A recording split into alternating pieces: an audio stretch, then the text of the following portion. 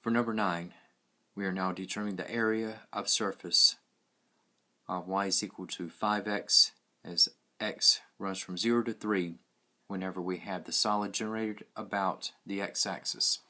Now for the area of surface generated about the x-axis, again we have for the algorithm, we have the area of surface generated about the x-axis. Again we have equal to the integral as x runs from a to b of 2 pi times f of x times the square root of 1 plus the square of dy over dx. Now, and what we have for number 9, again we have y is equal to 5x as x runs from 0 to 3.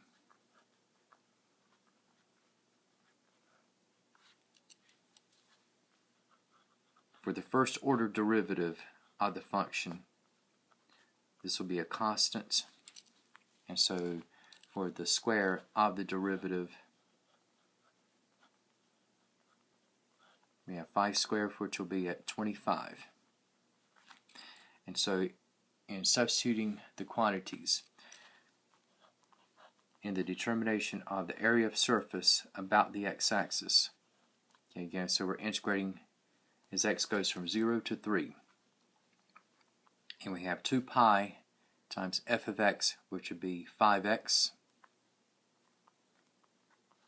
And we have times the square root of 1 plus 25 dx.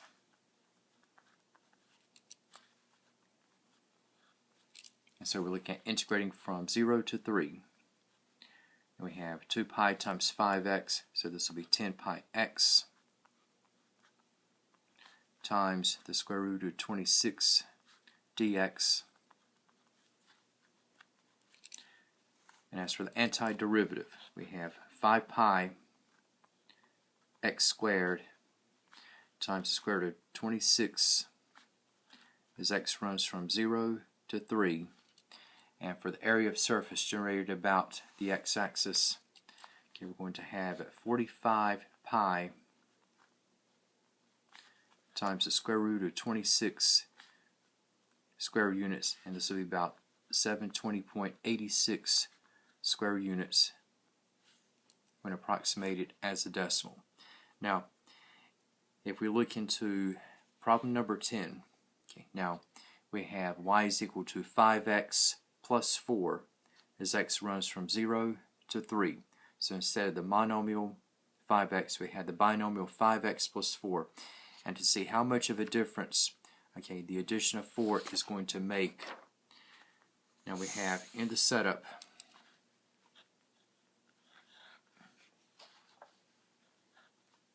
okay, we have y is equal to 5x plus 4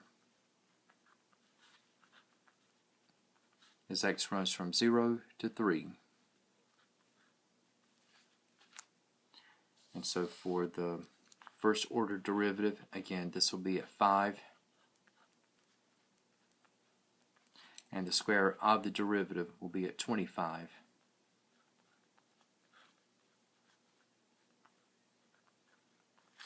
And in looking at the attainment of the area of surface generated about the x-axis,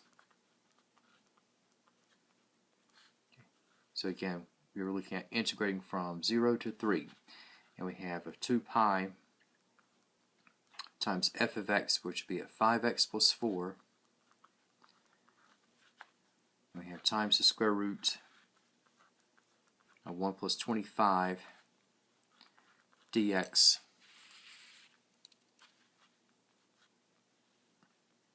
Okay, so we have 0 to 3. Okay, so we have 2 pi times 5x. So we have 10 pi x times the square root of 26. And we have plus 8 pi times the square root of 26 dx. And in the attainment of the antiderivatives, now we have 5 pi x squared times the square root of 26 plus 8 pi x times the square root of 26 as x runs from 0 to 3.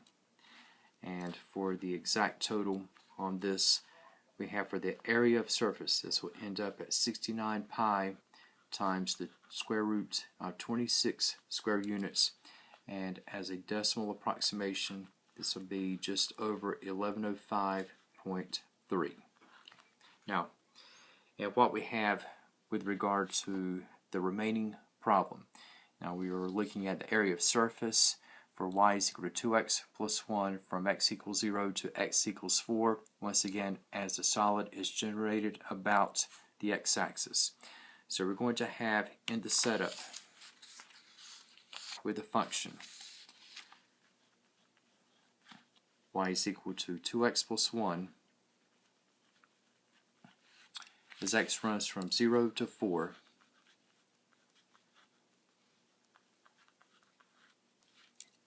We have with the first order derivative. Okay, so we're going to have dy over dx is equal to 2, and the square of the derivative is going to be at 4. Okay. And so for the area of surface generated about the x-axis. Okay, so x is going to run from 0 to 4, and we have of 2 pi times the quantity of 2x plus 1 times the square root of 1 plus 16 dx.